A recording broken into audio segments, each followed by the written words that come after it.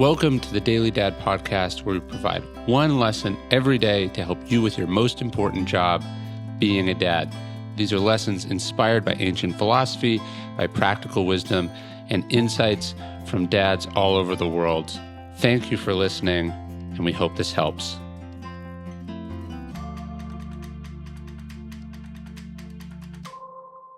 Practice what you preach. If you haven't read Emily Oster's work, then your wife probably has.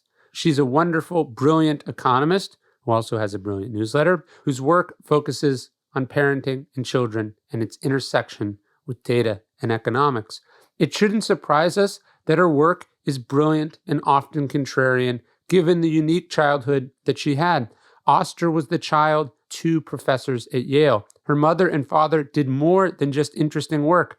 They showed it to their children, expanding their minds and their perceptions in the process. As a recent Bloomberg profile explains, the Oster fairs brought economic instruction home. Food shopping was a lesson in opportunity cost. Time was valuable, so Sharon faxed the grocer a list instead of walking around the aisles.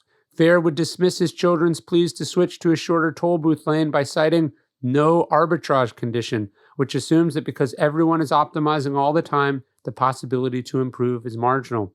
Feminism was demonstrated, not simply discussed. The couple alternated nights fixing dinner, despite Sharon's being a better cook, to show that it wasn't solely a woman's job. Sharon didn't change her last name upon marrying, and she and her husband flipped a coin to decide whose Emily would take, Sharon told me, to let the children reflect upon the nature of patriarchal culture and society.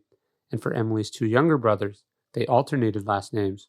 You don't have to agree with any of these decisions to respect them. The point is that her parents were thoughtful and deliberate about how they raised their children. They actually applied their beliefs to how they set up their home. Their philosophy wasn't something they just talked about. It was something they lived. And in the process, they showed Emily different ways of thinking and being. Economics wasn't something that existed only in the classroom. It was a living, breathing thing. It explained the world, and it divided your decisions. Don't you owe your children the same thing? You have to practice what you preach. It's okay to be different, to preach things radically different than your friends or your neighbors. You just have to be sincere, consistent, and clear about it.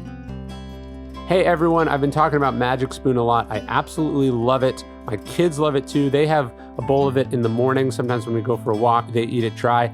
I have a bowl of it after dinner most nights as kind of a dessert, but I'm cool with it because it's not bad for you. It's got no carbs, no sugar. It's got as much protein as a dozen eggs. It's just amazing. Tastes as good as the cereal you had growing up, but not terrible. You can check it out. People have loved it. I've recommended it in my newsletter and some other stuff before. Just go to magicspoon.com and use code RyanHoliday for free shipping. It's awesome. You'll love it.